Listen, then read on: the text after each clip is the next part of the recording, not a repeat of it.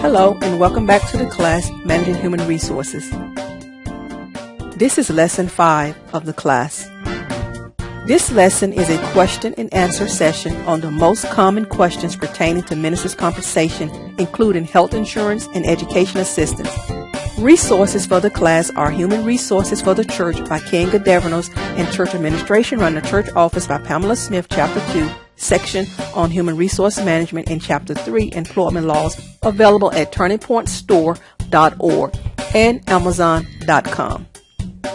Don't forget to check the included CD in the book Church Administration Run the Church Office for additional human resource management resources, including a sample human resource management manual. It provides a template for policies you should consider having in writing for your church employees. I am Pamela Smith, and I am your instructor. This information is distributed with the understanding that neither the instructor or equipment ministries are engaged in rendering legal, accounting, or other professional service. If legal advice or other expert assistance is required, the services of a competent professional should be sought. IRS Circular 230 Notice. United States Department of the Treasury regulations require author to inform you to the extent of this training and any resources mentioned hereto concerns tax matters.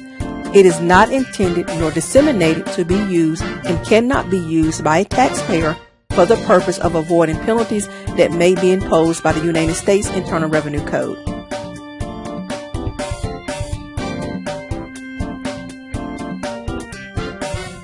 One of our deacons has inquired about how we can pay for a life insurance policy on our pastor and his wife as part of our incoming pastor's compensation package. Can this be done without it being taxable to the pastor? Yes and no. There are a few things that you need to be aware of. First, to be non-taxable, the policy cannot exceed $50,000. It must be offered as a group term life insurance policy, meaning it is available to at least 10 full-time employees. However, we know that many churches do not have 10 full-time employees. Thankfully, the law allows some leeway in that. IRS Publication 15B lists an exception to this rule. Even if you do not meet the 10-employee rule, 2 exceptions allow you to treat insurance as group term life insurance. Under the first exception, you do not have to meet the 10-employee rule if all of the following conditions are met. If evidence that the employee is insurable is required, it is limited to a medical questionnaire completed by the employee that does not require a physical.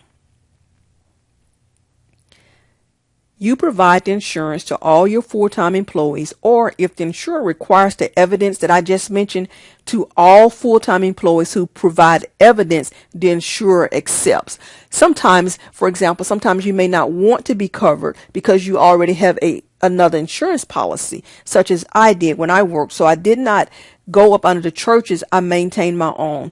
So I was able to complete the forms that I needed to complete and deny that, which still allowed the church to meet the government requirements to still have this particular policy in place for the church. You figure the coverage based on either a uniform percentage of pay or the insurance coverage brackets that meet certain requirements. You need to see Regulations 1.79-1 for details on that. So as you can see, many churches will be able to qualify for the group term life insurance if they follow these simple steps here. As far as purchasing a term life insurance policy for the pastor's spouse, if he or she is not employed by the church, group term life insurance coverage paid by the employer for the spouse or dependents of an employee may be excludable from income as what is known as a de minimis fringe benefit if the face amount is not more than $2,000. Now, if the face amount is greater than $2,000, the entire cost of the dependent coverage must be included in income on the W-2 unless the amount over $2,000 is purchased with the employee contribution on an after-tax basis. The cost of the insurance is determined by using Table 2.2 that's found in IRS Publication 15B. Now, that's as of 2013. That table may change each year, but is always found in Publication 15B.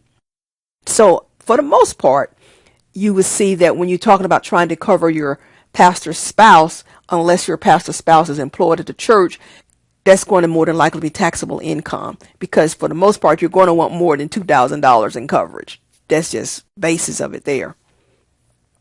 Now, if you desire to pay for coverage above $50,000 for your pastor, the imputed cost is determined by using the table shown in IRS Publication 15B, and it is taxable income. You can also see your course library link for IRS Section 1.79-3, known as determination of amount equal to cost of group term life insurance. That helps you determine how much your pastor would have to pay in taxes for that, anything that's over $50,000. But what if your church wanted to purchase whole life instead of group term life? If your church pays the premiums on a whole life, or what is known as a universal life insurance policy for your pastor, and the policy names the pastor's spouse and children as beneficiaries, the premium amounts paid by the church must be included as taxable income. So you have to include it as taxable income to the pastor. Therefore, the majority of the churches opt for the term life, as it affords the pastor and other employees the necessary tax break. You can download IRS Publication 15B Employer's Tax Guide to Fringe Benefits that we have included in your course library, and is also included on the CD in Church Administration Running the Church Office.